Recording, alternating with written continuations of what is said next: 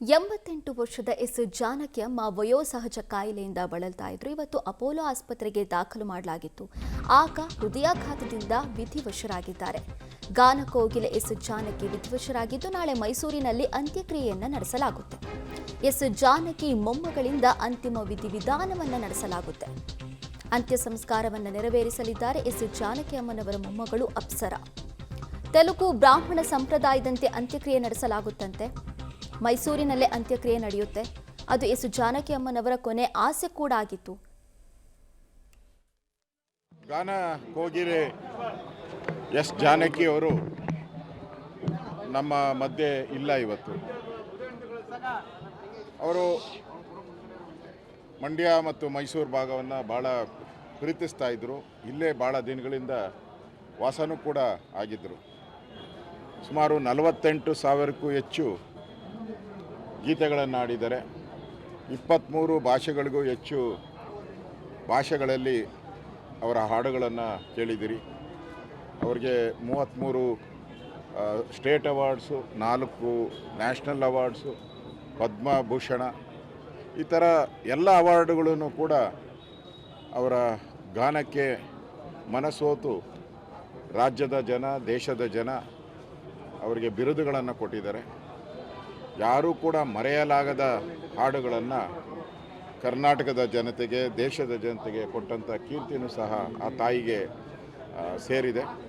ಅಂಥವರು ಇವತ್ತು ನಮ್ಮ ಮಧ್ಯೆ ಇಲ್ಲ ಅನ್ನೋದು ಒಂದು ಇಡೀ ಯಾರು ಗಾಯನವನ್ನು ಕೇಳ್ತಾರೆ, ಹಾಡುಗಳನ್ನು ಕೇಳ್ತಾರೆ, ಅವರೆಲ್ಲರಿಗೂ ಕೂಡ ಕೋಟ್ಯಾಂತರ ಅಭಿಮಾನಿಗಳಿಗೆ ಇವತ್ತು ನೋವನ್ನು ತಂದಿದೆ.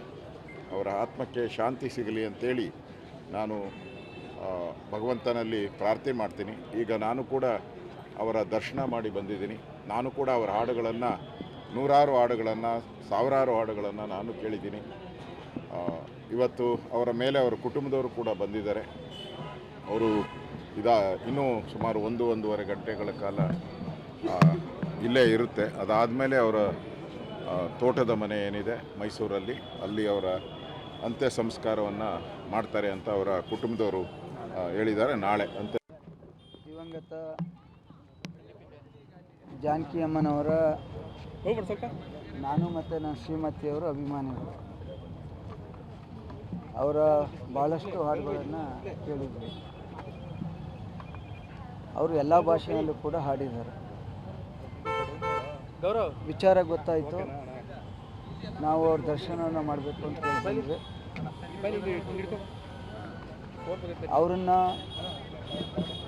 ಮೈಸೂರು ನಗರದಲ್ಲಿ ಅವರ ಕುಟುಂಬದವರು ತೀರ್ಮಾನವನ್ನು ಮಾಡಿ ಅಂತ್ಯಕ್ರಿಯೆಯನ್ನು ಮಾಡೋದಾದರೆ ಸರ್ಕಾರ ಅವರಿಗೆ ಒಂದು ಸ್ಥಳವನ್ನು ನಿಗದಿ ಮಾಡಲಿ.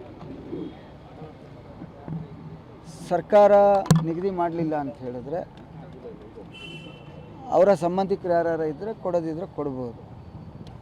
ಇಲ್ಲ ಅಂದರೆ